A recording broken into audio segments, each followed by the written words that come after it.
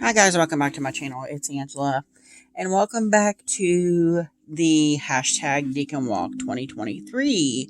We are now in Cancer 2, and I'm a little late. Usually I'm ahead of everything, but it's 4th of July right now today, so this is the first time I've had an opportunity to talk about it. I did read in my book I'm following. If you're not familiar with the Deacon Walk, Marlena Teresa, and I'll post a link to her channel below, is doing the Deacon Walk for 2023. And we are all, basically everybody that's doing it is reading this book, 36 Secrets by T. Susan Chang. It breaks down each of the deacons. And you know what? I have not, for some reason, been showing I have a little notebook here that I've been using.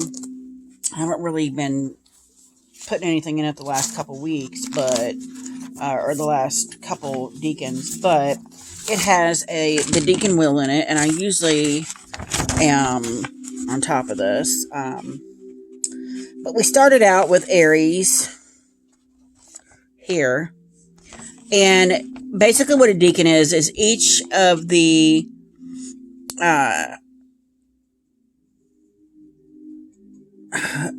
and now we're in Cancer right now.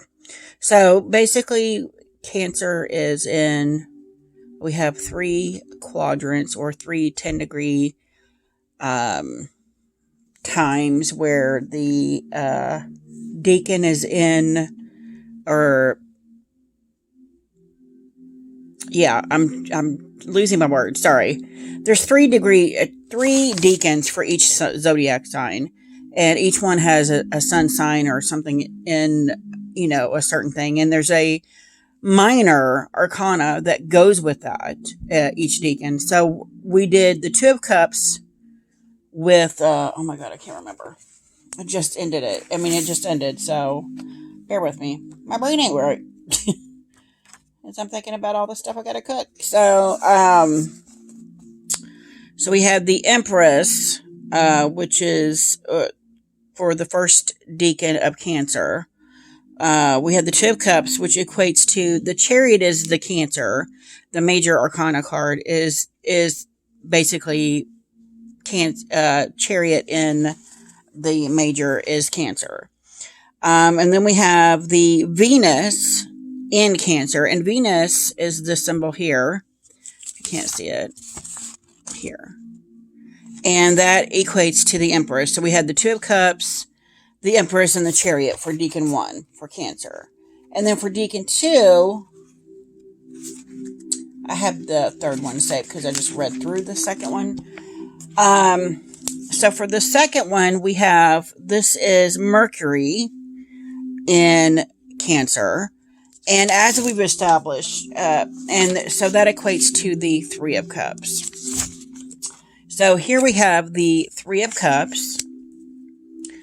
And then we have Mercury, which equates to the Magician. And of course, we've established that Cancer is the Chariot. So the Chariot is the card that doesn't change throughout the 3 deacons of Cancer. And Cancer is a water sign, and I was terrified of doing Cancer because I don't know anything about water signs. I don't resonate with them. I don't feel like I have anything tied to that, to the deacons of water. And you see that? Something just flew through there. Weird. So I was kind of terrified that all these emotions were going to come up and things were going to start happening. And, so far it's been very calm waters, and considering what I went through in Gemini, I'm very appreciative of it. So we are in, and I'm just going to read a little bit here to you, and I've got no light here. I don't know why. Just going to read a little bit here to you. First of all, the 3 of Cups, and this deacon is considered, she's titled each one. This one is Seize the Day. which I found interesting. And then the Three of Cups is celebration, friendship, creativity, community. And then in reverse, it is an affair. There's three's a crowd, stifled energy. And then as you can see, it's the Three of Cups. And it says the second Decan of Cancer here.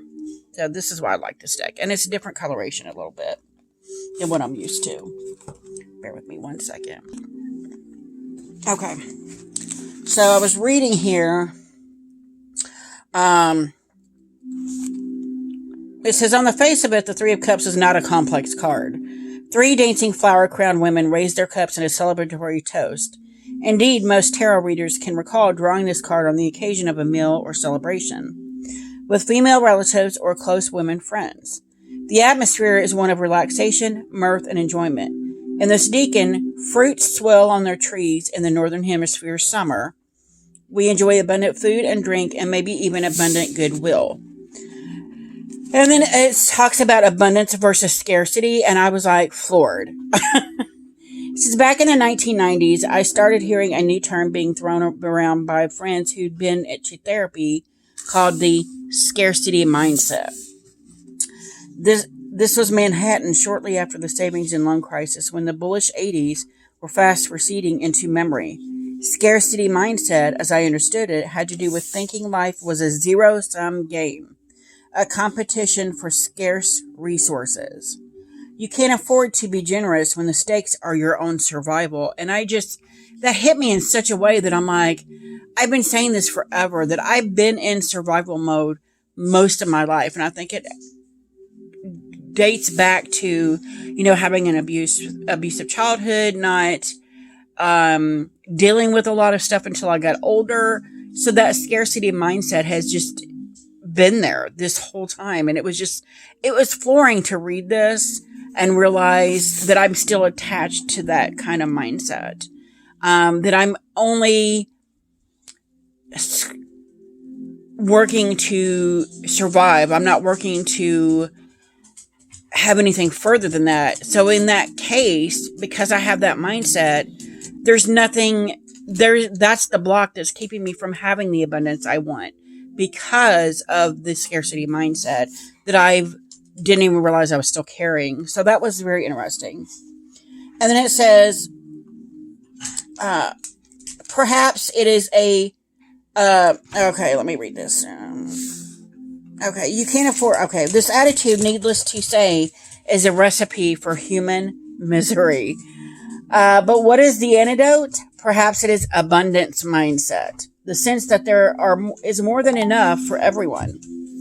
And then I found it interesting because she broke down the fives, because those are all the scarcity cards in the tarot. And then she talks about the Five of Wands. Only one person can win this prize, and it's going to be me. The Five of Cups, everything is terrible happens to me. The Five of Swords, think you're better than me, I'll show you. And the Five of Pentacles, oh God, I'm going to be poor for the rest of my life, aren't I? And I'm like, what is happening? Because I've said those exact things. And then here we got the Three of Cups, and it says, I feel good about what I've done. And it's taking back the power from these four fives into the Three of Cups. And I found that very interesting. So for the Five of Wands, it's, I feel good about what I've done. The Five of Swords, I don't shine if you don't shine. Five of Swords, there's enough for everyone here. Let me help you. And then the Five of Pentacles, I am truly grateful for what I have. And I just found that that little exercise was just eye-opening. And then, of course, I've highlighted a bunch of other stuff here. And it says, what does the scarcity mindset look like in tarot? I can't decide whether the Five of Pentacles, Lord of Worry, or the Five of Swords, Lord of Defeat, is a better representation, but I definitely know the Three of Cups is the remedy. It's literally the Lord of Abundance. And you know what's interesting? Let's look at the numbers 5, worry or defeat, and 3, abundance.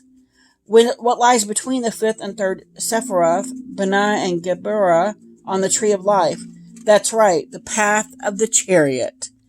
The Chariot, which corresponds to the sign of Cancer, and which, along with the Magician, forms the character of the Three of Cups.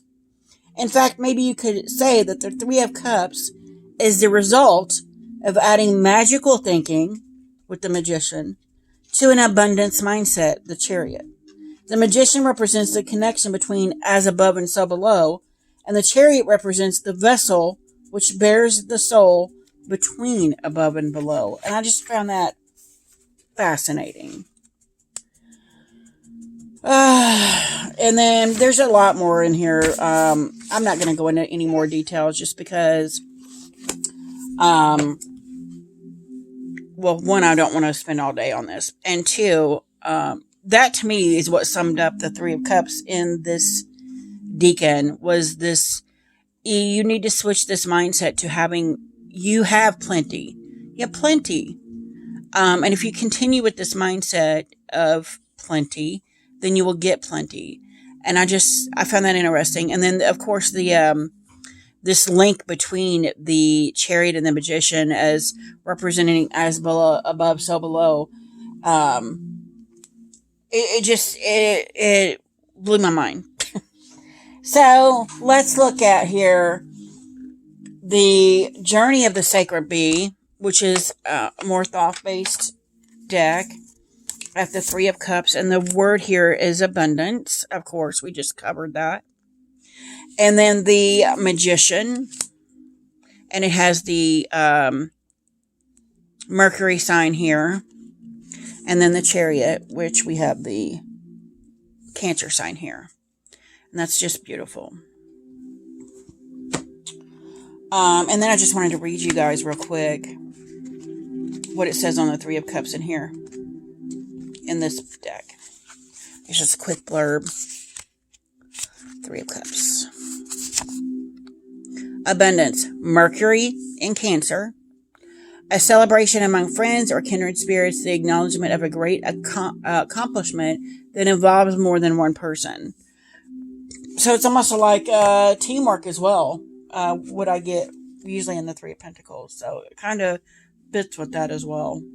And then I want to show you guys my favorite Three of Cups of all time.